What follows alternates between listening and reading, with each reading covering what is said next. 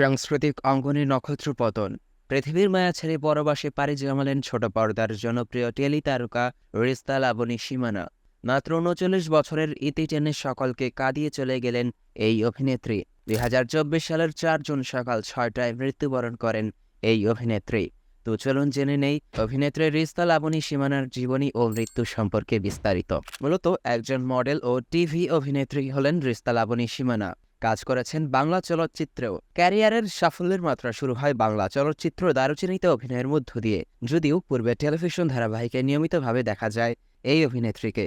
অভিনয়ের পাশাপাশি একজন মডেল হিসেবেও জনপ্রিয় অভিনেত্রী রিস্তা লাবণী সীমানা ২০০৬ সালে লাক্স চ্যানেল আই সুপারস্টার প্রতিযোগিতায় অংশগ্রহণের মাধ্যমে বিনোদন দুনিয়ায় অভিষেক হন তিনি। এরপর মডেলিং ও টিভি অভিনেত্রী হিসেবে কাজ করেন, কিন্তু ২০০৭ সালে মুক্তিপ্রাপ্ত দারুচিনি দ্বীপ নামক চলচ্চিত্রে অভিনয় করে সকলের নজরে আসেন। বাংলা ভিশনের জনপ্রিয় দীর্ঘ টিভি ধারাবাহিক গুলশান এভিনিউতে অভিনয় করে ব্যাপক পরিচিতি কুড়ান অভিনেত্রী রিস্তা। ২০১৬ সালে ব্যক্তিগত ব্যস্ততায় মিডিয়া থেকে দূরে থাকলেও ২০২৩ সাল থেকে পুনরায় মিডিয়ায় নিজ আঙ্গিনায় ফিরেছিলেন রিস্তা লাবণী সীমানা। ২০২৪ সালের ২১ মে রাতে গুরুতর অসুস্থ হন অভিনেত্রী।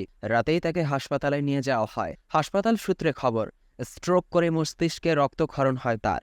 এরপর উন্নত চিকিৎসার জন্য ধানমন্ডির একটি হাসপাতালে নেওয়া হয় তাকে। চিকিৎসকদের পরামর্শেই ঢাকার Agargaon national institute of neuroscience হাসপাতালে ভর্তি করা হয় তাকে।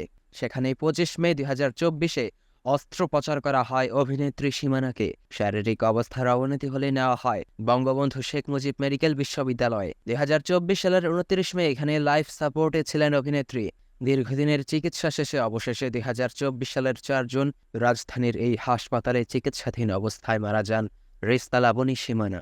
অভিনেত্রী সীমানার স্বামী, ২ সন্তান ও পরিবারের অনেকগুলো গ্রাহী সদস্যদের ছেড়ে পাড়ি জমালেন না ফেরার দেশে। টেলিভিশন ইন্ডাস্ট্রিতে তিনি উজ্জ্বল হয়ে থাকবেন তার কাজের মধ্য দিয়ে।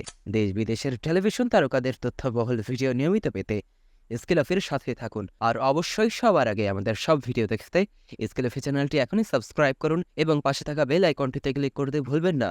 আর কমেন্ট করে আপনার মতামত জানান এবং ভিডিওটি ভালো লাগলে শেয়ার করে দিন। ধন্যবাদ এতক্ষণ সাথে থাকবার জন্য।